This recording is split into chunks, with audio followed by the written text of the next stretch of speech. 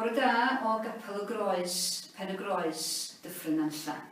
A heddiw yma, da ni'n dathlu y chwaral a'r chwarelwr a'i holl fywyd a'i ddiwylliant a'i ffydd mewn oedfa arbennig i ddathlu taith y bardd cenedlaethol i Forab Glyn i'r ardal yma ac o gwmpas ardaloedd chwarelyddol eraill Gogledd Cymru. Wan, do'n am ffasiwn le a Capel y Groes, Penygroes, pan oedd dynion ifanc a hen yn dechrau cerdded am y chwareli llechi yna i ffrwydro ac i weithio y garreg, las a llwyd a choch a gwyrdd sydd i gael yn yr ardal yma. Gwaith peryg oedd o, gwaith di-ddiolch yn aml, lle oedd pobl yn gweithio'r fargan mwyn gwneud elw i bobl eraill. Does am rhyfedd mewn rhai ffyrdd bod chwarelwyr, bod gweithwyr yn fel bardd a'r sgidiau hoelion wedi gweld nhw'u hunan mewn nifer o straeon a hanesion yn y Beibl. A does am rhyfedd chwaith bod Cymru, uniaith Gymraeg a diwylledig yr rhan yma o Gymru a tu hwnt wedi gallu uniaethu hefo cenedl Israel, ond mwy am hynny yn y man. Dychmygwch pa mor falch fysa'r chwarelwr o ddall bod Duw wedi sgwennu'r rheola bywyd, nid ar unrhyw fath o garreg neu maen, ond ar ddwy lechan.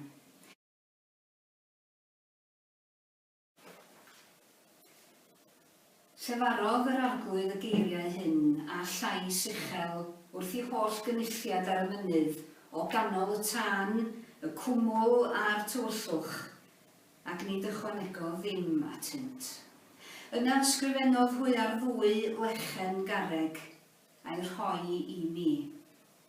Pan glywsoch y llais o ganol y tywyllwch a'r mynydd ar dan, yna daeth peneithiaid i'ch llwythau a cheniriaid ataf, a dywedasoch, dangosodd yr arglwydd ein Duw i ni ei ogoniant a'i fawredd, ac fe glywsom ei lais o ganol y tân. Heddiw yr ydym yn gweld y gall dyn fyw, i Dduw lefaru wrtho. Ac mae yna gyfeiriad wedyn yn llyfr y diarhebion at bwysigrwydd cario gorchmynion yna efo ni i bob agwedd ar y bywyd. Nid pan da ni yn mynd i'r capel yn unig, ond yn nghanol bob peth arall sydd yn digwydd i ni hefyd. Fy mab, paid ag anghofio fy nghyfarwyddyd. Cadw fy ngorchmynion yn dy gof, oherwydd ychwanegant at nifer dy ddyddiau, a'r rhoi blynyddoedd y fywyd a llwyddiant. Paid ag ollwng gafael ar dirngarwch a ffyddlondeb. Rhwym hwy am dy wddf, ysgrifenna hwy ar lech dy galon.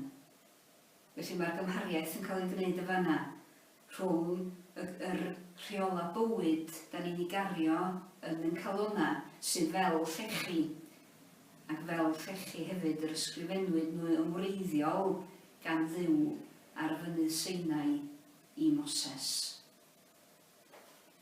Ond mi o'na dipyn o bethau oedd yn debyg rhwng chwarelwyr Dyffryn Nantlla ac ardaloedd eraill y chwareli a hen genedl Israel.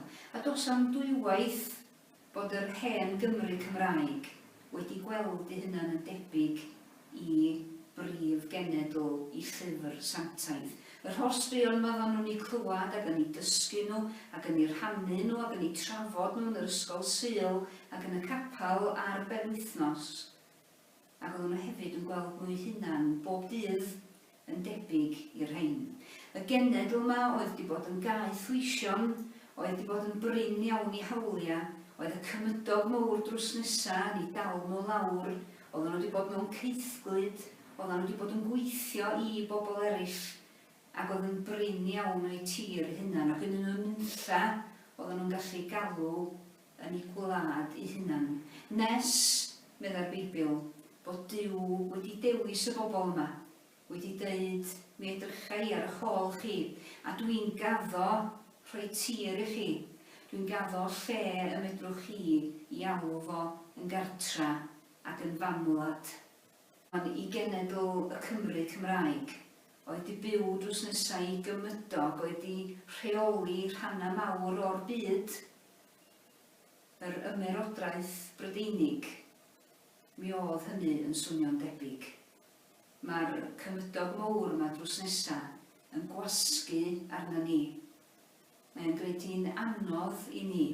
A be ddigwyddodd yn 1847 oedd yr adroddiad addysg ddoth allan yn sôn pa mor warthus, pa mor dwp, pa mor anfoesol oedd y Cymru Cymraeg, pa mor analluog oedd nhw i wneud i'n byd a bod eisiau codi safona yr ysgolion yma oedd ochr yma i glawdd Oedfa. Brad y llyfrau gleision da ni'n galw yr adroddiad addysg yna erbyn hyn. 1847 oedd y flwyddyn fawr, nath droi rhai Cymru yn fwy o Brydeinwyr, ond nath greu llawer iawn o genedlaetholwyr Cymraeg hefyd.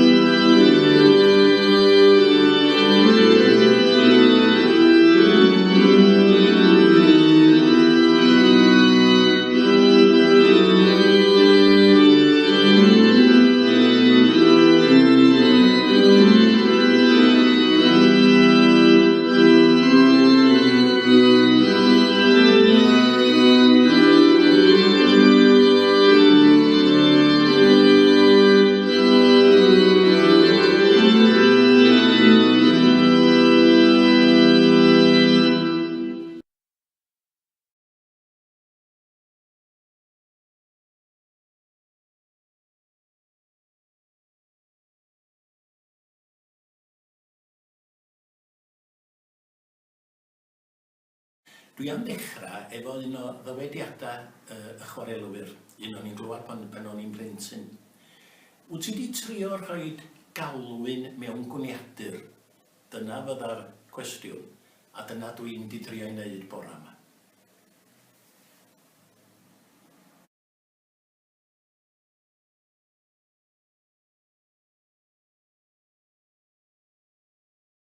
Wel, dwi am mynd â chi am dro bore yma i Bethesda, neu Pesta i ni y trigolion. Dros ganrif yn ôl, mi roedd yna anghydfod mawr yn y pentra ac yn y cyffinia ar adag hynny. Y streic fawr o streic hefyd, oherwydd nid dymuniad y chwarelwyr oedd y streic, ond y cyflogwyr. Dewch yn ni sôn i ddechrau am y ddwy ochr. Ar y naill, mi oedd o gynnwch chi y chwarelwr, yn ei bwthyn, clodaidd clwm. Yn aelod o'r capel, yn Gymro i'r carn, a hefyd yn rhan fawr o fywyd cymdeithasol y pentra. Ar y llaw arall, mi roedd gynnwch chi deulu'r Penrhyn. Teulu oedd i gwneud ei ffortiwn yn y planigfeydd yn y Caribi. Teulu oedd bia y chwaral y Penrhyn erbyn heddiw, y chwaral Cae Braich y Cafn oedd hi'n cael ei galw bryd hynny. Sut bobl oedd yr rhain yn y Penrhyn? Wel, yr ail farwn, sef George, Sholto, Gordon, Douglas, Pennant. Na un dyn ydi hwnna, a fo oedd yn gyfrifol am y chwaral adeg y streic yma. Pwy oedd o? Sais Ronc, wedi cael ei addysg yn Eton, a da ni'n gwybod am fus dim anas rheini y dyddiau yma dyna.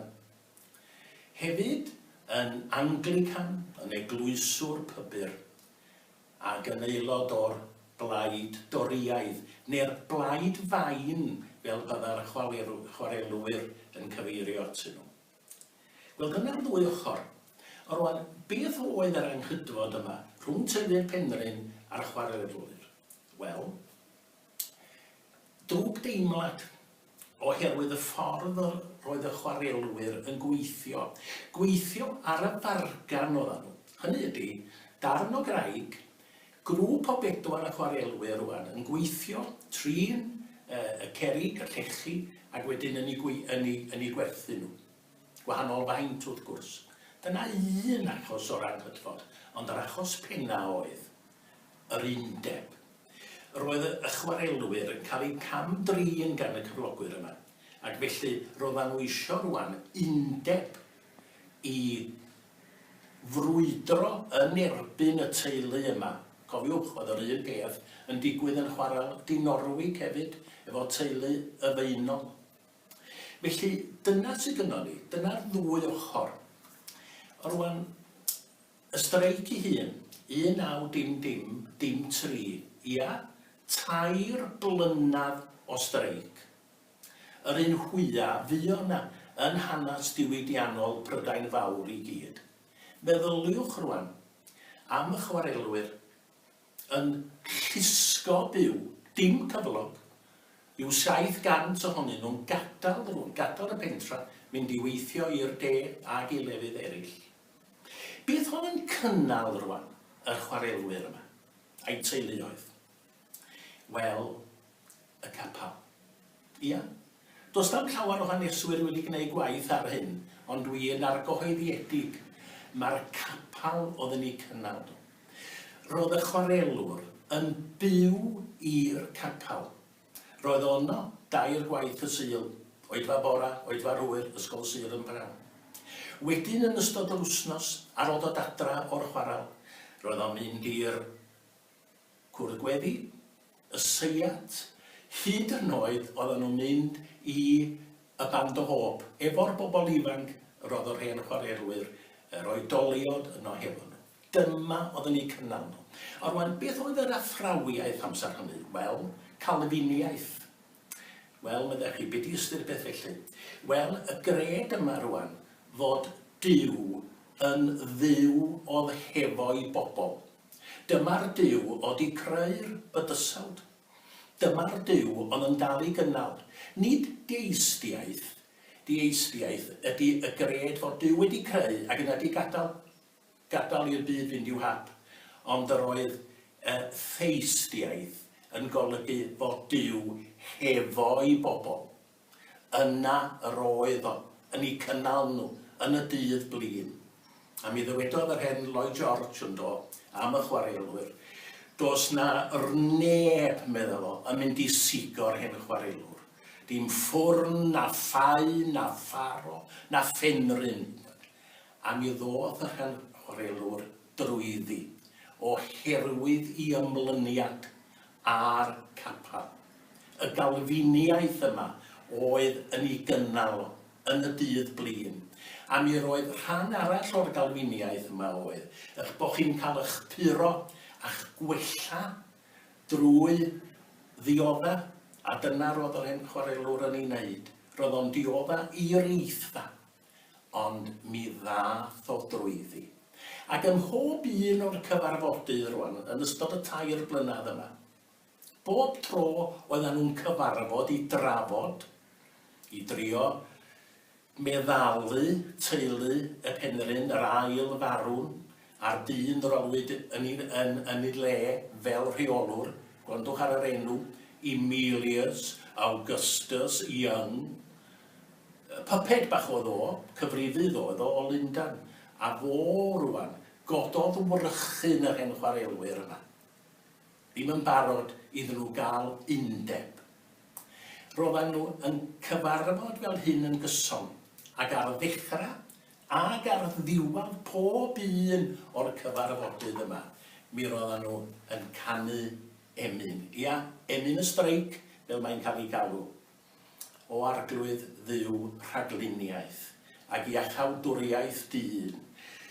Tydi sy'n llywodraethu y byd a'r nef dy hun. Dyna chi galfiniaeth ar ei ora o rwan. Y 4 llinell nesaf yma. Oedd yr hen chwarelwyr yn dyblu a threblu yr hen, yn wyneb pob caledi. Y sydd, neu eto y ddaw, dod gadarn gymorth i mi, i lechu yn dy law.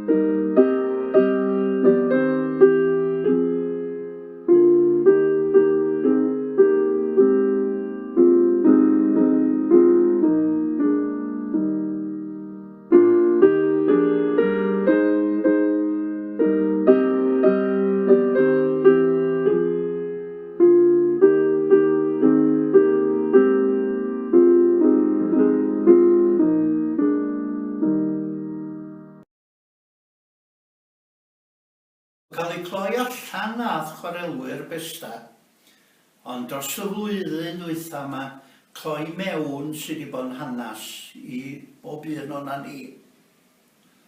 Ac yn yr achos yna, mae wedi bod yn chwalfa. Ac mae dweud y gair chwalfa wrth gwrs yn yn arwain i feddwl am nofel fawr T. Rowland Hughes. Y dewraf o'n awduron meddylion Sparri. Rowland Hughes, mab ei chwarelwr Roland Bear. Mae penod ola y nofel Chwalfa yn disgrifio crebrwn Robert Williams, un arweinwyr y streic, un a safodd yn gadarn. Hwn oedd un o choelion wyth y gymuned. A pawb yn ymwybodol ar y diwrnod trist hwnnw, fod na newidiadau mawr ar fod. Roedd na fil o bobl yn y crebrwn yn y nofal. A Mr Edwards y gweinidog sydd yn arwain y weddi. Beth amdana ni blygu pen a gwrando ar ei eiriau fo? a dweud efallai gair bach yn hunan. Clywsom ei gyffalebu i ddwas Moses yn arwain ei bobl drwy'r anialwch tu a chanan. A chlywsom rai yn ein plith yn murmur yn chwerw na chafodd ef ddringo o rosydd llwyd Moab i fynydd Nebo. Ac na pherais tir o weled a'i lygaid y tir y cyrchau tuag ato. Ti'n unig o dduw a wel y dyfodol, a ffrwyth ei lafur ef. Ni chenfydd ein golygon ffeledig ni, tu draw i fory a drenydd, ond 1000 o flynyddoedd ydynt yn dolwg di, fel doi wedi rel heibio, ac fel gwyliadwriaeth nos. Ond gwyddom ni, a gwydda untau cyn ein gadal dat o styriol, nad ofer ei ymdrechion dewr. Fe a fydd fel pren wedi blannu ar lan afonydd dyfroedd, yr hwn ar rydd ei ffrwyth yn ei bryd, a'i ddalen ni wywa. Ac fe a ddwg ffrwyth lawer, o lafur ei enaid y gwel.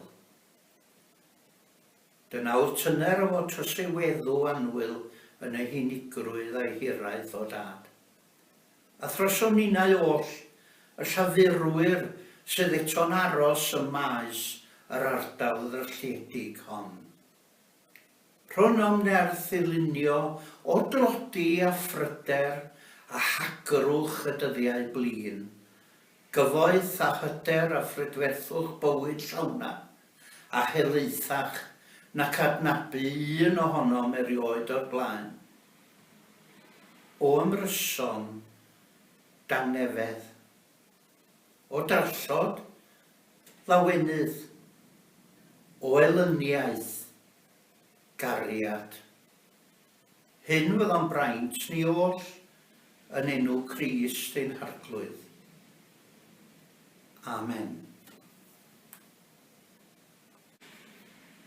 Ac yn iwad un yn ofal chwalfa, mae dyn yn edrach draw am y chwaral yn y pelltar ac yn meddwl beth sydd i ddwad.